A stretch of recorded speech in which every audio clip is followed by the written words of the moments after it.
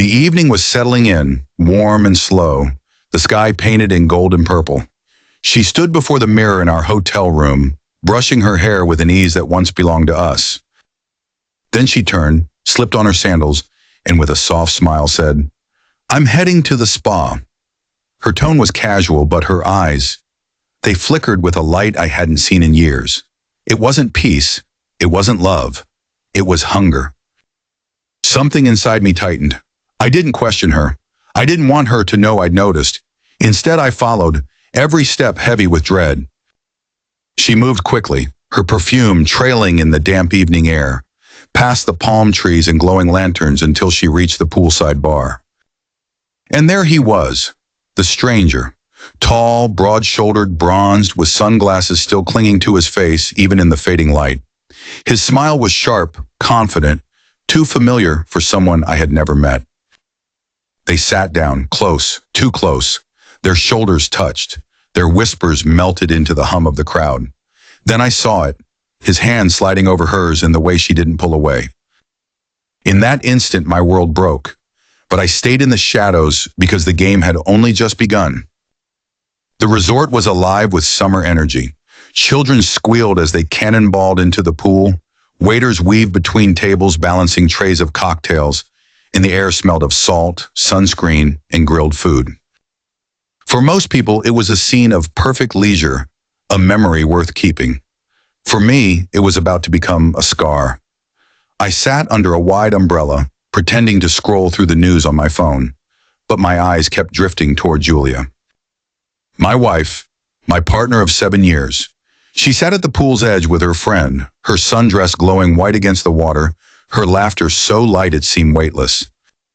She looked beautiful, untouchably beautiful, and for a second I believed this vacation might be the cure to our drifting marriage, the balm we needed. Then she spoke. "I'd trade my husband for that tall guy at the pool."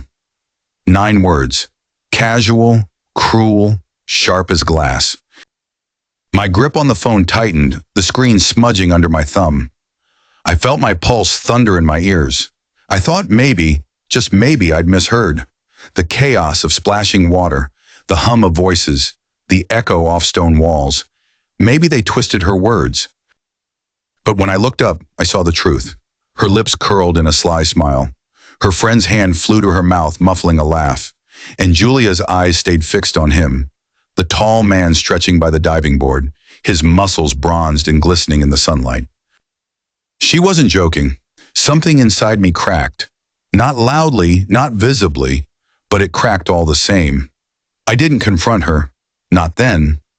I let the moment pass as though I hadn't heard, like I was another stranger by the pool. That night, I kissed her forehead before bed. I held her hand when she reached for mine. I played the part of the husband I'd always been, but every gesture was hollow. Her words had taken root, poisoning everything. The following days were worse. She grew different. Her phone was always face down, her laughter sudden and sharp whenever it buzzed. She excused herself often. "Headaches, I'm too tired. I just need a moment." And she lingered by the pool more than usual, always where the tall man lounged. I tried to silence the voice in my head, but it kept whispering, "She meant it. She'd trade you. She's already halfway gone." The confirmation came one evening. She was in the shower, steam curling out from under the bathroom door, when her phone lit up on the nightstand. I didn't touch it, not yet, but the message preview glowed like fire. "Can't wait to see you tomorrow. Same spot?" I stared until the screen dimmed, my chest constricted, the air too thick to breathe. There it was, the proof. Not imagined, not paranoia. Proof. When Julia emerged in her robe, hair damp, she snatched the phone quickly, eyes flicking toward me. "Dinner downstairs?" I asked, forcing a smile, my voice steady though my heart roared. "Give me 10 minutes, she replied too lightly, too fast. At dinner she was radiant. She laughed with the waiter, played with her wine glass, touched my hand as though nothing had changed. To everyone else, she looked like a woman in love, enjoying her vacation. But across the table I saw her for what she was, a stranger wrapped in the skin of my wife. The next morning, I told her I needed to take a work call. Instead, I went to the concierge, asked about nearby phone shops, and by noon, I had a prepaid SIM card and a burner phone hidden in my bag. If Julia thought she could play a game, she had no idea who she was up against. That evening, she dressed carefully, applying perfume I hadn't smelled on her before. "I'll be at the spa for a while," she said, kissing my cheek too quickly. I followed. Every step, my heart pounded harder. She walked with purpose, heels clicking against the stone pathways, until she reached the poolside bar. And there he was, the tall man. He rose slightly from his seat when he saw her, his smile cocky, his posture relaxed. Julia's eyes lit up, brighter than they had in months. She slid into the chair beside him, close, too close. Their shoulders brushed. They leaned in. Their laughter dropped into low murmurs, and then his hand covered hers. I stood in the shadows, rage tearing through me like fire. My fists clenched, every muscle begging to storm forward, to drag her away, to smash his arrogant grin. But I stayed where I was, because anger wouldn't give me victory. Not yet. If I wanted to expose her, to end this without escape or denial, I needed more. Proof. Solid, undeniable proof. So I swallowed the fire, forcing it down into a cold, sharp blade. My wife thought she was in control. She thought this was her secret. But I was already steps ahead. This wasn't the end, it was the beginning. The night after I saw her with him, I barely slept. Julia lay beside me, her breathing steady, her body warm under the sheets. To anyone else, she looked peaceful, innocent even. But to me, she was a stranger, a thief stealing the life we had built. Every time I closed my eyes, I saw his hand covering hers at the poolside bar, and her not pulling away. That image burned in me like acid. By morning, I had made a decision. Suspicion wasn't enough. Anger wasn't enough. I needed evidence, a record so undeniable that even her lies couldn't bury it. The first step came easier than I expected. While she showered, I carefully slid her purse across the bed and opened the flap. Her wallet was there, her lipstick, her sunglasses, and a folded receipt, a bar tab, 2 cocktails, a plate of shrimp skewers, a charge just under $40. The date matched the evening she claimed she'd been at the spa. My chest tightened as I slipped it back into place. It wasn't damning by itself, but it was a start. Later that day, she announced she wanted some time to read by the pool. I nodded, offered to give her space, then left in the opposite direction. Instead, I circled around and found a shaded bench tucked behind the row of cabanas, giving me a perfect vantage point. And there they were, Julia and the stranger, talking, laughing, her hand brushing his arm too naturally. I pulled out my burner phone and recorded. Not a perfect angle, not perfect audio, but enough to show her body language, her intimacy with him. Proof was beginning to form. The next morning, she grew bolder. She told me she had booked another spa session. I smiled, kissed her cheek, and wished her a good time. Then I followed again. This time, I brought headphones, wired to a small recording device I had hidden in my pocket. She didn't head toward the spa. She met him near the garden terrace under the shade of swaying palms. They ordered drinks, laughing, leaning closer and closer. I sat far enough not to be noticed, but close enough for my recorder to capture their voices. His tone was smooth, his laugh low and confident. "You deserve better than being tied down," he told her. And Julia, my wife, replied, "Sometimes I think you're right. Sometimes I think I've wasted too many years." The words sliced me open. I clenched my fists, forced myself not to storm forward. Instead, I listened as she told him she wanted adventure, that she was tired of feeling invisible. I heard him promise her things he had no right to promise, and I recorded every word. That evening, she slipped into bed, exhausted, her back turned toward me. I stared at the ceiling, headphones still buzzing with the sound of her betrayal. My heart screamed for confrontation, but my mind whispered, "Not yet. Keep building." The next few days, I became a ghost in my own marriage. I smiled when she spoke, I laughed when she expected it, but beneath the surface, I was cataloging every detail, every receipt, Every whisper, every lie. Once, when she left her phone unattended to grab something from the bathroom, I snapped a photo of her lock screen. The message previews told enough. Numbers without names filled with phrases like, "When can I see you?" and "Last night was perfect." My hands shook as I saved the image to my burner phone. The hardest part was pretending. Pretending I didn't notice the way she lingered in front of the mirror, applying lipstick twice before leaving. Pretending her new perfume wasn't chosen for him. Pretending the late nights weren't calculated. But every lie she told me became a brick, and I was building a wall of evidence that would one day crush her. The breaking point came on our fifth night. She returned late, claiming her massage had run long. She kissed me goodnight, slipped under the sheets, and drifted into sleep. But her purse slipped from the chair, spilling slightly. A folded envelope slid across the carpet. Inside was a receipt, a luxury suite upgrade for two. Not our suite, not our name. Hers and his. I sat in the dim light of the room, staring at the paper. My chest ached with fury, my stomach knotted with nausea. This wasn't flirtation anymore. This wasn't just words at a bar. She was planning something permanent, something that erased me. I folded the receipt back carefully, placed it in her purse, and lay awake until dawn. The decision was no longer about if she was guilty. The decision was how I would respond. Because now I had the ladder of proof. Texts, receipts, recordings, and soon, more. Enough to bury her lies once and for all. And though she slept peacefully beside me, dreaming her secret dreams, she had no idea that I was awake, watching, planning. She had no idea that the husband she thought was weak, blind, and disposable was now her shadow. And shadows, when the time is right, always consume the light. By the sixth day, I no longer recognized the woman sleeping beside me. Julia moved through our vacation like an actress in a play, her lines rehearsed, her gestures too polished. She kissed me with lips that belonged to someone else. She smiled at me with eyes that were already gone.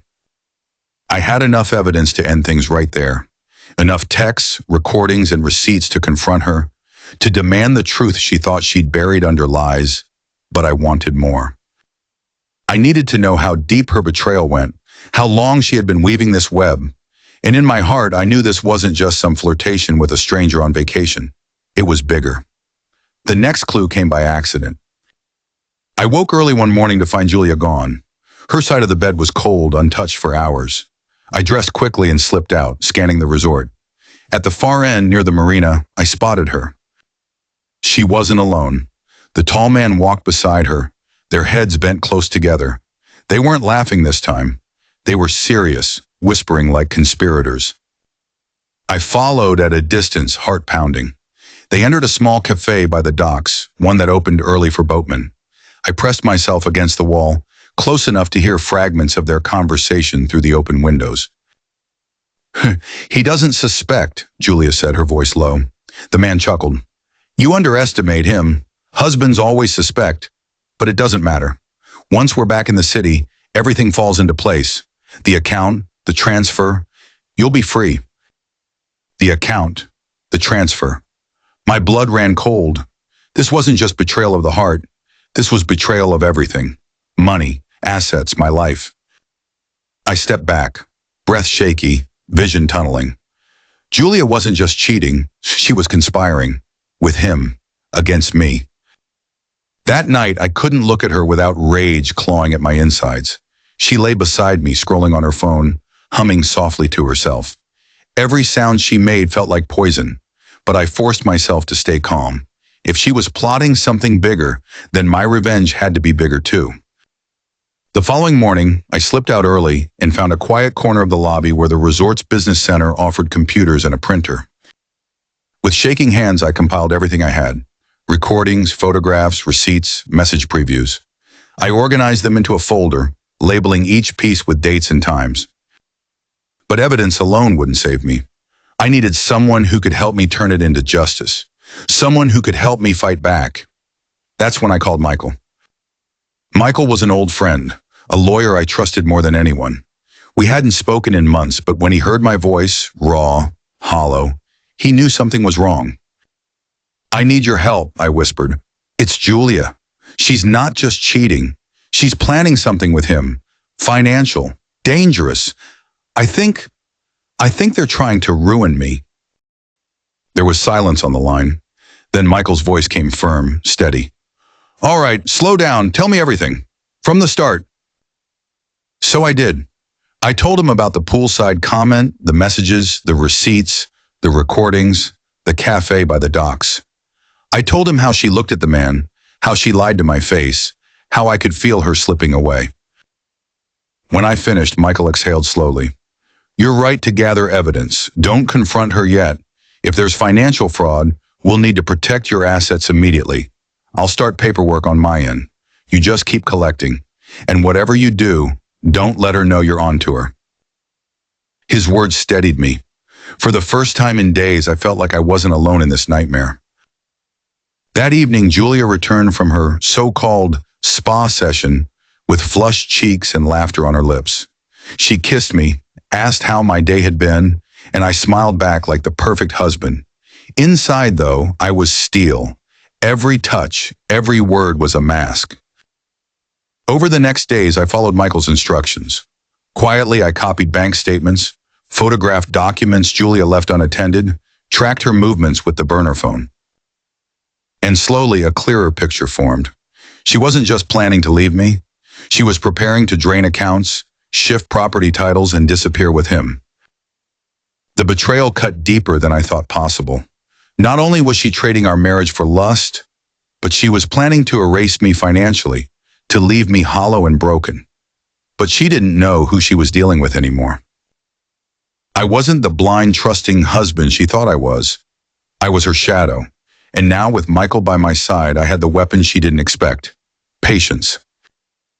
Because the day was coming when I wouldn't just confront her, I would expose her. And when I did, the whole world would see her for who she really was. The last night of our trip arrived cloaked in tension.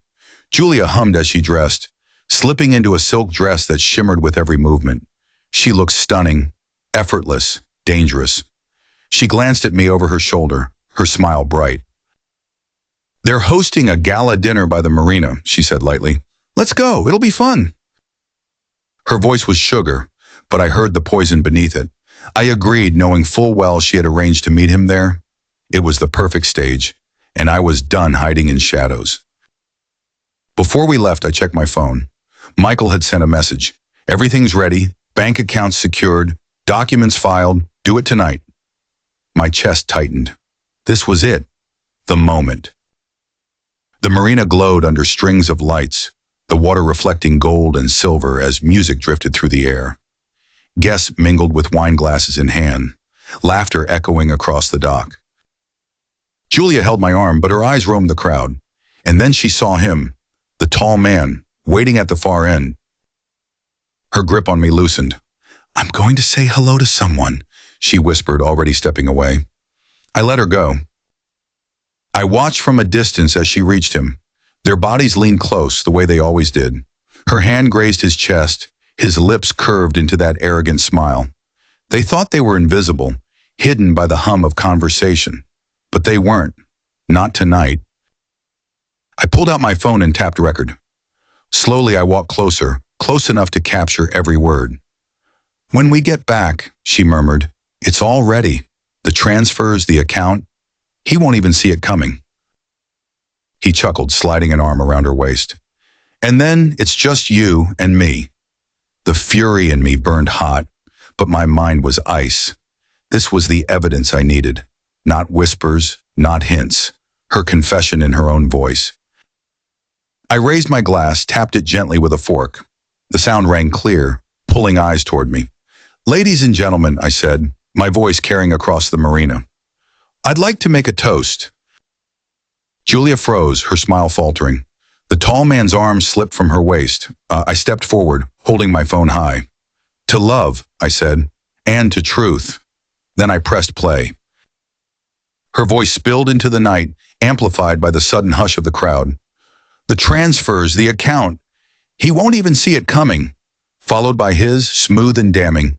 And then it's just you and me. Gasps rippled through the guests. Faces turned toward Julia. Her cheeks drained of color, her eyes wide. The tall man cursed under his breath, stepping back as though distance could save him. You, she stammered, her voice breaking. You don't understand. I understand enough, I cut in, my voice sharper than I'd ever heard it. I understand betrayal. I understand theft. And I understand that the woman I trusted was planning to erase me.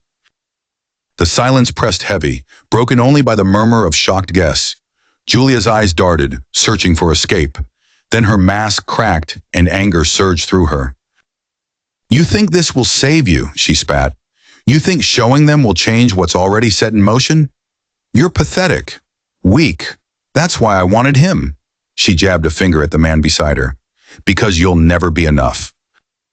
Her words should have destroyed me, but instead they freed me. I smiled, calm, steady. Maybe, but I'll walk away with my life intact. My name, my home, my accounts. Everything you tried to steal. Confusion flashed in her eyes, then fear, because she realized. Michael filed everything, I continued. Every document, every transfer you forged, it's all locked down. Every bank account secured. And this, I lifted my phone, goes to the police tonight. The tall man snarled, shoving past her. You're insane, he hissed at me, but his voice lacked conviction. He knew he was finished. Julia tried again, her voice trembling now.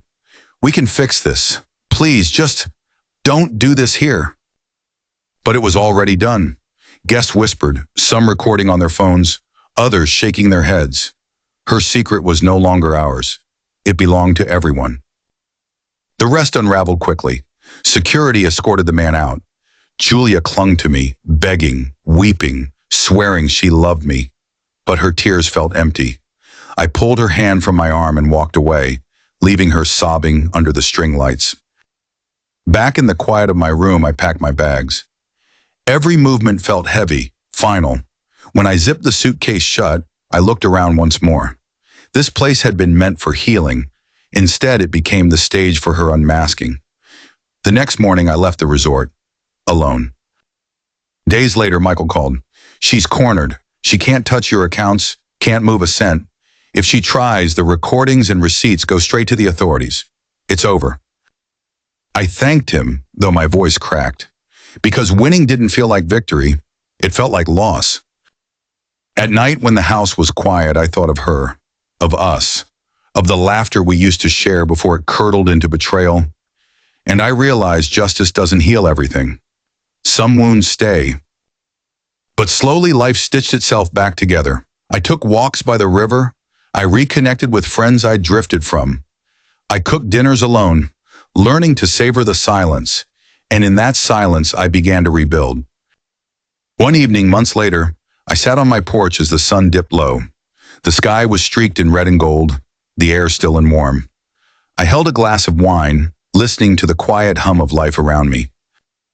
For the first time in a long time, I felt peace. Julia's words had broken me once, but now they were nothing more than echoes. The truth was mine, the justice was done, and I was free.